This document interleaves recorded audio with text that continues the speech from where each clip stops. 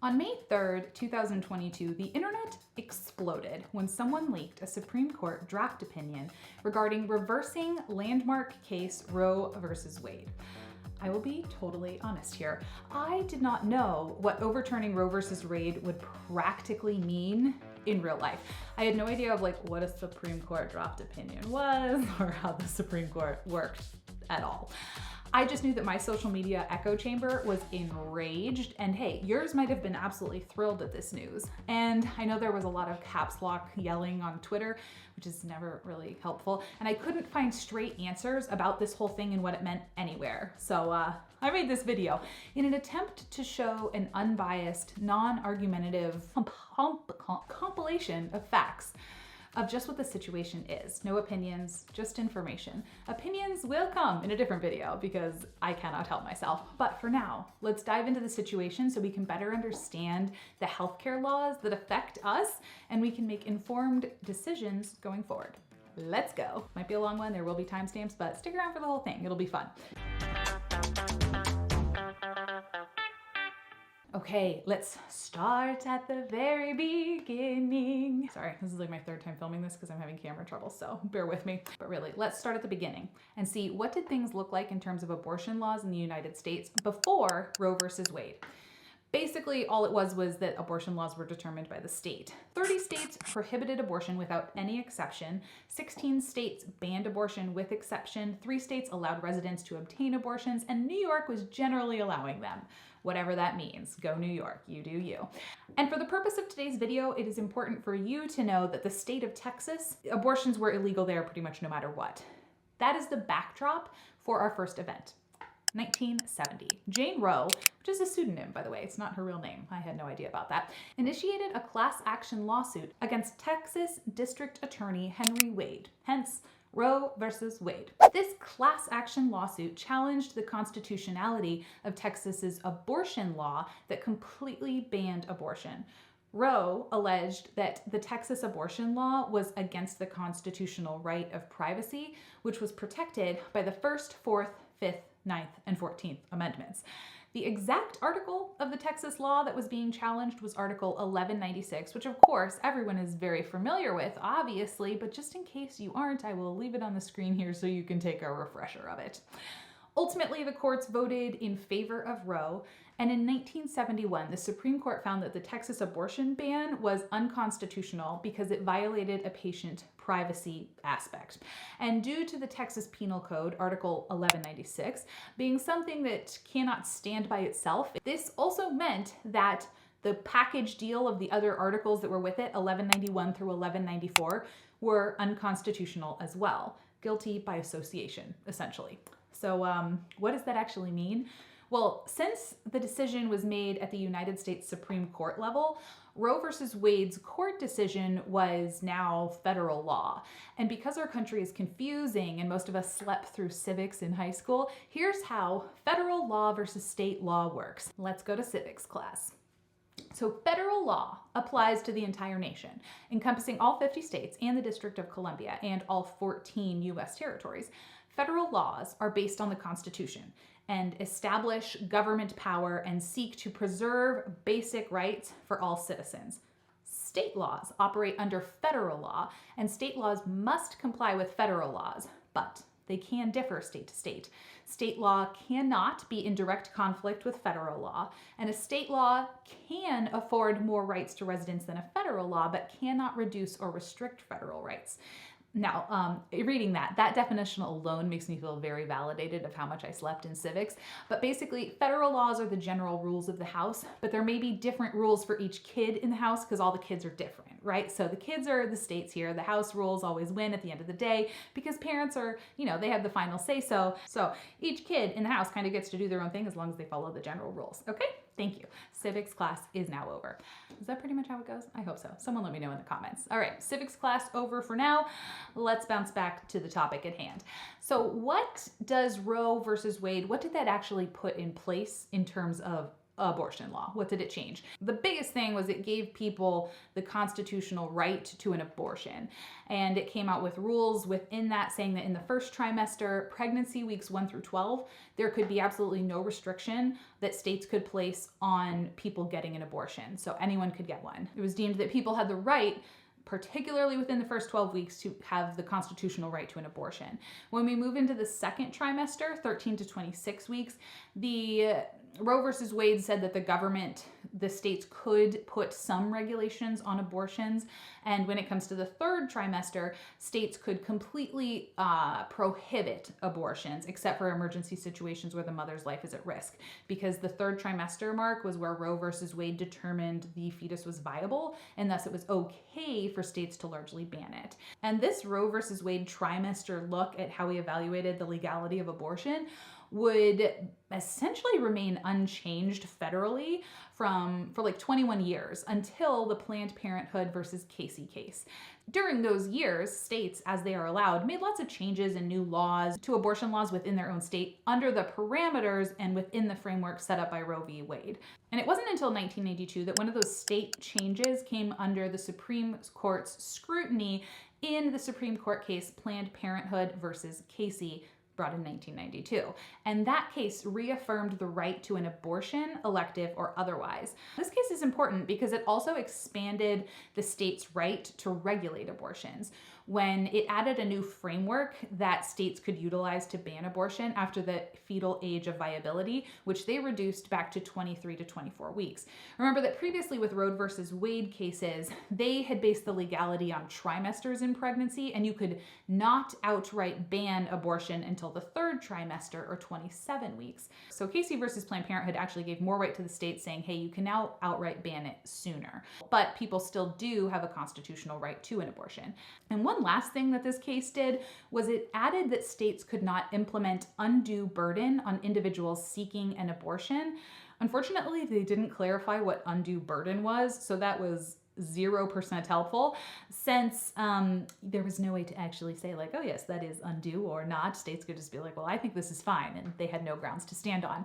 This is actually kind of the basis of this case, because this entire Casey versus Planned Parenthood case was brought to challenge the Pennsylvania Abortion Control Act of 1982 that placed quite a few procedural barriers to accessing an abortion, since Pennsylvania couldn't outright ban abortions until the third trimester due to the Roe versus Wade hearing.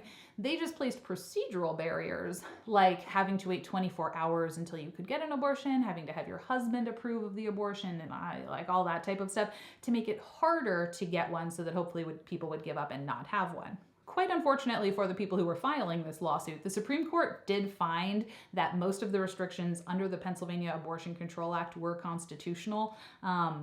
So apparently that was not too much of an undue burden on those people. I'm sure they weren't thrilled. But it did have a huge impact on how states could regulate abortion, like we talked about, and it reaffirmed that abortion is a constitutional right, and it is our most recent Supreme Court ruling at the federal level as of the day of filming in June 2022. But we know there's controversy afoot, right? So what brought this to the forefront again? The 2018 Dobbs versus Jackson Supreme Court case. Dobbs versus Jackson's Women Health Organization in Mississippi is a Supreme Court case that was introduced back in 2018 and has sparked the reevaluation of Roe versus Wade. In this case, the state of Mississippi is appealing a lower court's ruling that went in favor of Jackson's Women Health. So basically saying, you're wrong, let's try again. And what was Mississippi upset about? Well, in Mississippi, there's currently a law that bans abortion after 15 weeks, although this is far before the gestational age of viability outside the womb. And as we just saw with the Casey versus Planned Parenthood case, outright bans on abortion are not okay federally prior to the age of viability. This court case had previously been in a lower court, and they ruled in favor of the Jackson Women's Health Organization that was basically coming at Mississippi and saying, hey, this 15-week abortion ban is unconstitutional. And now the state of Mississippi is basically coming back and appealing it, saying, hey, I disagree, let's look at this again. And they want to overturn Roe versus Wade that had said, hey, your right to having an abortion is constitutional. The appealed case is being tried in the Supreme Court, where it was argued already on December 1st, 2021. The ruling is expected by the end of the court's term of June 2022. If you're watching that in real time, that's any week now. And if the Supreme Court finds in favor of the Mississippi law that it is constitutional to uphold the ban on abortion after 15 weeks, then as a repercussion, Roe v. Wade will be reversed, since you can't have one Supreme Court decision saying, oh, abortion is a constitutional right, and later have one stating that it is not. This will be the first time that the court will rule on a pre-viability abortion ban since Roe v. Wade. And if Mississippi wins, this will allow other states to place bans on abortion based on gestational age as well, regardless of the viability dates. And this brings us to present day. As of June 2022, abortion is legal in the United States at the federal and state levels. But there are quite a few limitations in place, and many states are fighting to make it illegal. Again, I will be totally honest. Prior to May 3rd of this year, I had no idea that all of this was happening in the Supreme Court again. I knew that the abortion debate was alive and well, as always, but I had no idea that this huge decision was lurking. And then on May 3rd, 2022, the internet exploded seemingly out of nowhere because I live under a rock and I had no idea this was happening, when the leaked Supreme Court opinion draft by Justice Alito came out stating that Roe v. Wade will be overturned, and there was like I said, caps lock screaming all over the echo chambers of the internet ever since. So let's get down to it. What was actually leaked? The document that was actually leaked was a first draft opinion from the Supreme Court authored by Justice Samuel Alito Jr. All right, cool. That's a fun fact, but what the heck is a Supreme Court opinion? I cannot be the only one who had no idea. And what does this mean? It means we have to go back to civics class. Come on, let's go. All right, very brief rundown of how the Supreme Court works. The Supreme Court is the highest court in the United States. The most powerful people, the finalist of the decision makers, the fanciest building, probably the fanciest robes, just the fanciest, and probably also the slowest. When lower courts, and that's literally how they describe them, lower courts, I'm like, wow, that's a power move. When lower courts are unable to decide on a case, or the appeals court can't quite figure it out either, things get kicked up to the Supreme Court. Now here at Fancy Supreme Court, when doing a trial, people present their sides or arguments similar to a normal trial. You get up there, you argue back and forth, you present your evidence, and after the argument, the incredibly lengthy verdict process begins. It's not like people just go to the jury room and come back. No, this is months, if not years, maybe decades, who knows. After they have heard both sides of the people's story, the 9 Supreme Court justices then immediately hold a private conference where they state their views on the case and raise questions and concerns without interruption by the other justices. They just get to say their part, and when they're done, they cast their initial votes on the case. It's all very civil and very fancy and just kind. No one interrupts each other. You could probably learn a little bit of something from that. And once the votes have been tallied, the senior justice in the group that won, the majority, will assign someone to write a majority opinion. Now, what on earth are opinions? Opinions are basically the Supreme Court's version of a verdict, where they say they agree on, here is what the outcome of the trial is, and here is why, and here's how we came to the decision. They don't just have verdicts where you come out and they say, we, the jury, find you guilty, because that's not fancy. And the Supreme Court is fancy, so they have opinion pieces. More practically, this is actually in place so that in the future, different courts of law can try to use this opinion to implement actual law and more law, and to kind of give them something to rely on. And I honestly think they also like hearing themselves talk. But that opinion piece, that very first opinion piece after everyone took a vote and then someone got the job of writing up how they got to that vote, that's what got leaked. Now, opposing justices during this whole process can also write different opinions. If you don't agree, you can write a dissenting opinion explaining why the other side is wrong in an attempt to, sway the justices to the other side. Other justices that were still on the winning side but don't agree wholeheartedly can also write concurring opinions if they agree with the decision but disagree with some of the reasoning behind it, or they have something else that they want to be added to the opinion. So everyone goes and writes their essay, and it is at this point that things get wild. Do you remember in high school when you would have an essay and you would have the peer review review day, and you would hand your essay to the people behind you, and then that person would mark it all up and like write their suggestions and like totally butcher it, and then they would hand it to the person next to them. And then you got your paper back and it was like filled with all these rainbow color suggestions, and then you were supposed to like incorporate them and then turn in your final draft. Well, this is pretty much what happens with all the opinion drafts. They are called draft rulings, and the judges circulate all of those opinions they were writing to each other. They write comments, they correct things, they say, I'd like you to add this, or I'd like you to chop this out. Hey, you wrote that in a terrible way. That's not clear at all. And after sending these things back and forth between the different offices for whatever, months, years, decades, at one miraculous moment, a justice is going to get a copy on their desk that they're happy with. They're like, oh, this could be the final draft that I'm comfortable with, and they will sign their name on it. In my mind, they're signing their paper with the very fanciest of pens. And hopefully, in the near future, you will also get a few more signatures. You need a majority of justices to sign off on a final draft, and it has to be the same final draft before it can go out in the real world. So here you would need at least 5 because there are 9 Supreme Court justices. So how long this whole stage of signing off takes actually is based on how divided the court is like on a specific topic and what the court schedule is. So hence we have, months, years, decades for these opinions to actually be finalized. And there is always a chance that the draft opinion will not look like the final draft opinion will not look anything like that first version that we saw. The majority may even flip sides, so they could totally change their mind if the dissenting justices made an argument and like won some people over. So we finally end up with this nice final draft that really could look nothing like we saw in the beginning. And when we're here and we have this beautiful fancy final draft in front of us, and we have at least 5 signatures saying, yes, I approve, about how this is written and what it says, the opinion is delivered to open court, and it then becomes a law. Most of these cases and verdicts end up coming out in late June or early July, just before the court goes on summer recess or summer break, because procrastination affects the fancy people too, and they just want to wait till the very last minute. And now I am no lawyer. I really probably should have included that in the very beginning part of this video. But from my understanding, what was leaked was the very first draft majority opinion, meaning that after they went to their initial vote, the I want to overturn Roe v. Wade team, they won that vote. And Justice Alito was chosen to explain why and how he came to that decision.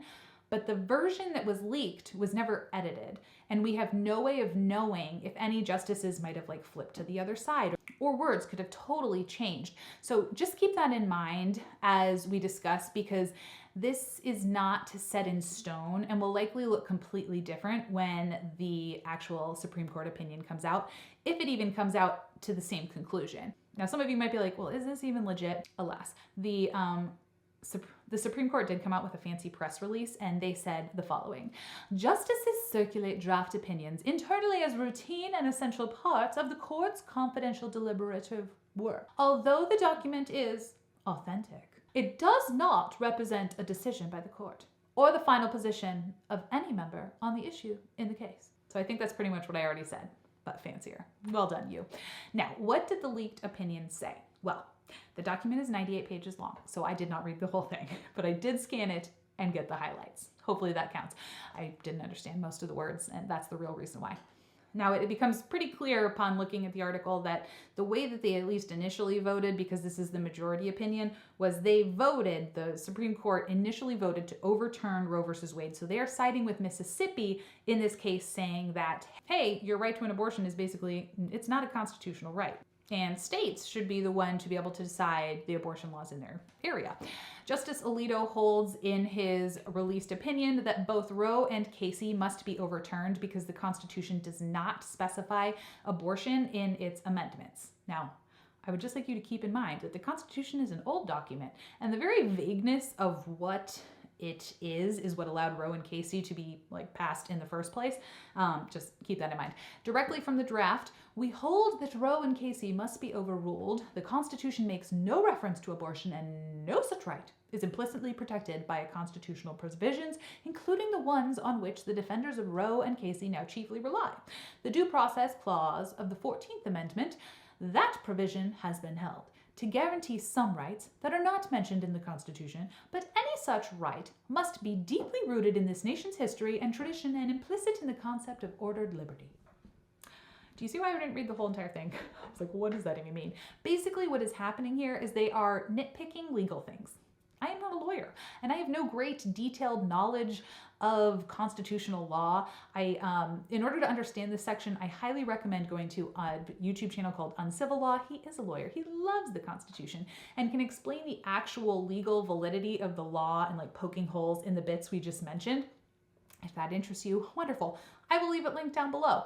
I really only care about the social aspects, so I kind of just took what he said, internalized it, and said, I'm sure, like, thank you for being smart and understanding that. I'll stick to the social aspect. But basically what he was doing there was saying, hey, the original Roe versus Wade, it was built on very faulty law. You know, it quicksand a little bit. It doesn't stick. In his leaked opinion, Justice Alito also said it is time to heed the Constitution and return the issue of abortion to the people's elected representatives. The permissibility of an abortion and the limitation upon it are to be resolved like most important questions, incur democracy by citizens trying to persuade one another and then voting. So basically saying, hey, you need to vote on these things in order to change them, which really sounds like a good idea until you realize that's like not how our system works. Contrary to what many believe, warning, mini tangent ahead, but it's not about, it's not an opinion about abortion. So I've decided that it's going to be okay. We'll allow in some opinions as long as they're not about abortion, okay? It's going to be good for my soul. Hopefully yours too, maybe, I think, I hope. The United States is not a true democracy where every citizen's singular vote counts. Rather, the United States is a democratic republic. Power is held by elected officials and they vote on our behalf. That's how it's meant to work. But guys, like, if you know anything about the United States, any government, the corruption is real, and the only people politicians actually care about are the ones that like pay them all the money for them to get to office, not to mention the trash heap that is our electoral college. So you voting for something does not mean it's going to actually be represented on the other end. Suffice to say that leaving it to the states won't fix everything, and there's no way to actually get a fair democratic vote, and I find it insulting that this justice seems to think that is something that will even remotely happen, because again, it's difficult for your vote to actually translate into what you want. End rant. That, my friends, is a video for another day. So you might be saying, Liz, that was so riveting and so well written. I'm at the edge of my seat. What else does it say? Well, it goes on for like 90 pages. In lawyer talk, I feel like governments and lawyers write things like this so that we are confused and we all just sit there and kind of nod. So it went on a lot like that. But the TLDR of it is overturning Roe versus Wade because it has no constitutional basis, because the law that was on the foundation of it is very faulty. But like I said, we don't know what the other justices actually think of that and if they want to add different things or if they're going to change their minds entirely. So at this point in the conversation, as I've already said, I would like Roe versus Wade to not be reversed. So I'm like, how did this dude even get here? Like, how do these very fancy justices who get to decide important things get appointed? I can certainly like vote for them, right? So I can try to like employ one of them whose views I like align with more, right? Wrong. Justices of the Supreme Court are not regular elected officials like other judges. The Supreme Court justices must be nominated by the standing president, and the appointment is voted on by the Senate. Only a simple majority is needed by the Senate in order for them to be appointed. So basically what you do is you vote for your senators and your president, and then that person decides on the Supreme Court person, which feels very removed for me personally. When I rule the world, it won't be like this. Vote for Liz. But let's continue. I'm sure it's not a huge deal, right? Because if we really don't like the people that are in there, they will eventually hit their term limit and we won't have to deal with them anymore, right? Wrong. The position is essentially for life until Supreme Court justices retire. But justices can be impeached, good news, which has only happened once in 1805. So I'm not banking on that overly much. So you might be thinking, all right, bummer. Well, I'm sure there's some sort of check in place, just in case the Supreme Court decides something that is not backed by the majority of the people in the country, right? Once again, wrong! When the Supreme Court rules on a strictly constitutional issue, which I think that's what this is, the judgment is virtually final, and it can only be altered through a creation of another amendment, something that is incredibly rare, or by a new ruling by the court. Basically, the only way Roe versus Wade even can be reversed is because another Supreme Court case would lead to a ruling that would negate it. So that's cool. So based on all of this, the Supreme Court cases can't be appealed, partially because it's final, but also as the highest, fanciest authority court in the country, there's no other court or power to appeal to. All we can do is really rant on the internet and vote in our state elections and try to change our local policy. And we can also speculate on how the justices will vote while we wait. I believe it's time for a game. Now, this is a very heavy topic. I am feeling a little bit stressed. You're probably feeling a little bit stressed. I thought it would be a really good time to just take a break for a fun little game, right? All right, are you ready to play Whose Team Are They Anyway? A game where we see if we can pick what team the justices will side on based on their past voting history. Shall we? Shall we play? Please play with me. And remember, this is all speculation from a brief trip into their voting history surrounding abortion. I don't actually know what they're actually doing. I'm not the one that leaked this. Okay, we're speculating. Remember that we are simply filling in the back of a scorecard of like who's on what team. We know that the final score initially was in favor of overturning Roe versus Wade, but will there be an upset? Will someone turn to the other side? Who's in cahoots with each other? Do we know who actually leaked the Supreme Court opinion? Only time in this game will tell, but most likely time, not my speculation. Anyway, let's go. On Team Overturned Roe versus Wade, we have the team captain, Justice Alito, who wrote the draft opinion on overturning Roe versus Wade. He is pretty much our only alleged slam dunk here. I'm almost positive I know what side he is on. Next up, we have Associate Justice Clarence Thomas, who was nominated by President George W. Bush and took his seat October 23rd, 1991. That's a long time ago. Justice Thomas contends that the Constitution does not address abortion. In Planned Parenthood versus Casey, Thomas joined Justices Rehnquist and Scalia in their dissenting opinions, which state respectively, "We believe Roe was wrongly decided and that it can and should be overruled consistently with our traditional approach to state decisions in constitutional cases, and that the right to obtain an abortion is not a liberty protected by the Constitution of the United States. The Constitution says absolutely nothing about it, and the long-standing traditions of the American society have permitted it to be legally prescribed." I'm just gonna go on a wild limb here and guess that this person is probably on camp overturn Roe versus Wade. Next, we have Associate Justice Neil Gorsuch, who was nominated by President Donald Trump and took his seat April 10th, 2017. He has a very short track record with abortion cases and rights, but seems to be all about bans and restrictions. He was in the majority that allowed for Texas' restrictive abortion law to take effect, and in 2020, he upheld Louisiana's abortion clinic restrictions. I think it is very likely that he will be joining the aforementioned people in the overturn Roe versus Wade camp, which leads us 3-0, at least on my scorecard. How's your scorecard looking? Don't show other people, don't show your neighbors. No cheating. Next, we move on to Chief Justice of the United States, John G. Roberts Jr. He was nominated by President George W. Bush and took his seat September 20th, 2005. He supports some abortion restrictions and voted to uphold the constitutionality of the Partial Birth Abortion Ban Act. He previously declined to support a concurring opinion that Roe v. Wade be reversed. In 2018, he declined to hear a case brought against Louisiana and Kansas that would deny Medicaid funding to Planned Parenthood, and he voted to block a 2019 restriction on abortion in Louisiana and later voted to invalidate a law that regulated abortion. In 2021, the Supreme Court voted 5-4 to decline an emergency petition that would temporarily block enforcement with the Texas Heartbeat Act, an act that bans abortion after 6 weeks of gestation unless it is done to save the lives of the mothers, and he was in the minority that wanted to block its enforcement. It is my very formal opinion that although he seems to hold a stance of regulation, he would not vote in favor of the opinion to reverse Roe. So scorecard, now we are 3-1, winner being overturned. Next is Associate Justice Stephen G. Breyer, who was nominated by President Clinton and took his seat August 2nd, 1994. He announced his retirement in January 2022, although he hasn't retired just yet, stating he plans to retire at the end of the current Supreme Court term. It makes sense. He has been described as a champion of gender equality and reproductive rights. Previously, Breyer wrote a dissenting opinion in regard to the Texas abortion ban at 6 weeks, in which he called it an unconstitutional ban and a vigilante scheme. That's pretty strong language, so I'm going to put him quite firmly in the I don't want to overturn Roe versus Wade team. 3-2. Things are getting closer. Next. Associate Justice Sonia Sotomayor was nominated by President Barack Obama and took her seat August 8th, 2009. She is fairly liberal-leaning and openly states the court should have put an end to this madness months ago. speaking of the radical legislature coming out of Texas regarding the reproductive rights, and she is actually rather outspoken about her disagreements with the conservative justices. Not shockingly, she wanted to block the enforcement of the Texas Heartbeat Act, which bans abortion after 6 weeks of gestation, and I am also going to chuck her firmly in the category of I don't want to overturn Roe versus Wade. Now we are 3-3. We are tied, my friends. Things are getting spicy.